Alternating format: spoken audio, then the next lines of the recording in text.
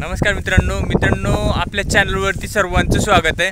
मित्रांनो, आपल्याला जर नवीन गोठा टाकायचा असेल किंवा जर आपल्याला गोठ्याची सुरुवात करायची असेल तर आपल्याला नेमकं काय केलं पाहिजे हे आज आपण बघणार आहोत। की गोठा व्यवस्थापन करत असताना आपल्याला सुरुवातीला नेमकं कळत नाही की आपल्याला गोठ्यावरती खर्च करावा किंवा आपल्या जनावरांच्या निवडीवरती खर्च करावा। आता मी एक 4 ते 5 वर्ष झालं गोठ्यावरती काम करतोय आणि ब्रीडिंगवरती, फीडिंगवरती आणि मॅनेजमेंटवरती काम करण्यासाठी माझा भरपूर प्रयत्न असतो। गोठा व्यवस्थापन करत असताना सुरुवातीला आपल्याकडे भांडवलाची कमतरता असेल तर आपण सुरुवातीला जनावरांच्या निवडीवरती काम केलं पाहिजे। ब्रीडचे जनावरं गोठ्यावरती खरेदी केली पाहिजे। मी विचार करतो की शेतकरी मित्र 10-5 हजाराकडे बघून बाजारातील एक स्वस्त किमतीचं जनावर गोठ्यामध्ये आणून बांधतात आणि त्याच्याकडून दुधाची अपेक्षा करतात। आणि जर अशा स्वस्त जनावरांकडून आपण दुधाची अपेक्षा केली तर आपण दुग्ध व्यवसाय करण्याच्या आपण मानसिकतेचे नाही आहेत। तर आपल्याला नेमकं करायचं काय की आपल्याला 5-10 हजार एक्स्ट्रा लागले तरी चालतील, पण ब्रीडचं जनावर गोठ्यामध्ये खरेदी करणं गरजेचं आहे। कारण जनावर खरेदी केल्याच्या नंतर वारंवार आपण बाजारात जायची गरज पडणार नाही, तर आपल्याला गोठ्यावरती ब्रीडिंग करता येईल। त्या जनावरावरती एक दिवसाला 10 लिटर दूध देणारी म्हैस असेल किंवा 20 लिटर दूध देणारी गाय असेल तर तिच्यावरती चांगलं सिमेंट करून 1-2-3 वर्षांमधून त्याच्यामध्ये चांगलं काम करून आपण कालवडी किंवा पारड्या गोठ्यावरती तयार करू शकतो। सुरुवातीला आपल्याला गोठ्यावरती खर्च करायचा नाही आहे, कारण गोठ्यावरती होणारा खर्च हा आपला कुठंही निघणारा नाही आहे। तर तो भांडवल गुंतवणार आहे, त्यासाठी होईल तेवढं जनावरांवरती खर्च करा।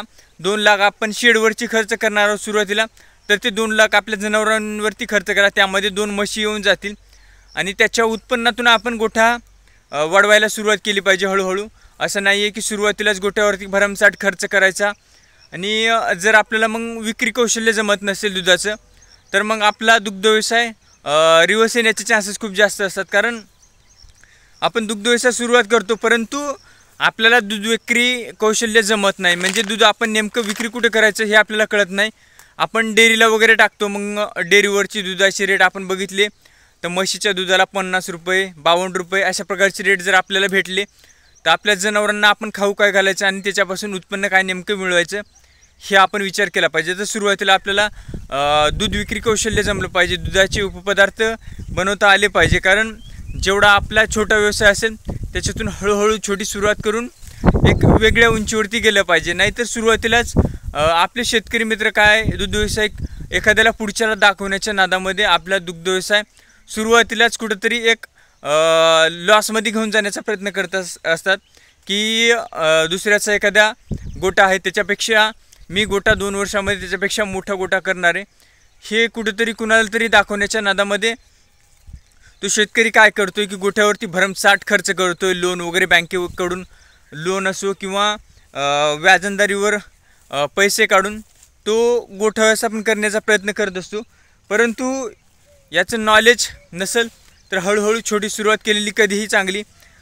1-2 जनावरं असो किंवा 4 ते 5 जनावरं असो त्यावरती काम करून आपला गोठा हळूहळू वाढवला पाहिजे। असं नाही आहे की सुरुवातीला जास्तीत जास्त आपण गोठ्यावरती खर्च केला पाहिजे। हा कुठंतरी आपल्या गोठ्याला एक लॉसमध्ये घेऊन जाणारा हा खर्च असू शकतो। त्यासाठी सुरुवातीला गोठ्यावरती खर्च करू नये, जनावरांच्या ब्रीडिंगवरती काम केलं पाहिजे, जनावरांच्या चारा व्यवस्थापनावरती काम केलं पाहिजे। आणि ब्रीडचे जनावरं गोठ्यावरती असतील तर आपण त्याच्यावरती ब्रीडिंगवरती काम करून दुधाचं उत्पादन वाढू शकतो।